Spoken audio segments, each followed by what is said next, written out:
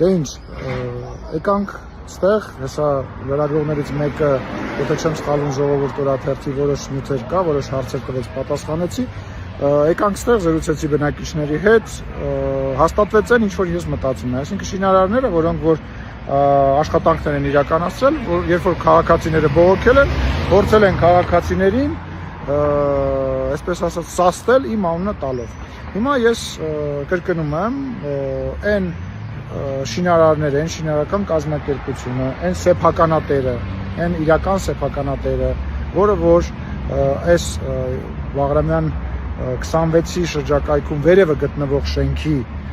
սեփականատերն է եւ այստեղ անվտանգության խորհրդի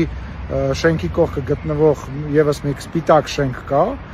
արդեն իսկ ավարտված շենքի սեփականատերերը, խնդրում եմ, առաջարկում եմ կապվել իմ գրասենյակի հետ, վաղը կամ այսօր, երբ հարմար կլինի, ես սպասում եմ ձեզ, մենք զրուցելու բաներ ունենք եւ ես վաղը առավոտյան նաեւ կկապվեմ քաղաքապետարանի հետ եւ կճշտեմ արդյոք բոլոր փաստաթղթերը նորմալ են, դե ոնց է ստացվել, որ շինարարները իմ անունն են տվել, ով է իրական շինարարը, ով է իրական սեփականատերը, ու ես սենց գնալու եմ յուրաքանչյուր նման դեպքի հետևից, թող որից է մեկի մոտ կասկած չլինի եւ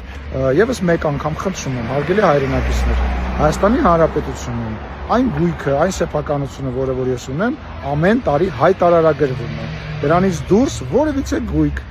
ես չունեմ եւ չեմ կարող ունենալ։ Շնորհակալ եմ եւս մեկ անգամ, սպասում եմ այդ կազմակերպությունների տնօրեններին, սեփականատերերին։ Եթե վաղը մինչև օրվա վերջ իրենք ինձ հետ չկապվեն, ես պարտադիր կերպով իրենց հետ կկապվեմ, բայց առաջարկում եմ իրենք իմ հետ կապվեն։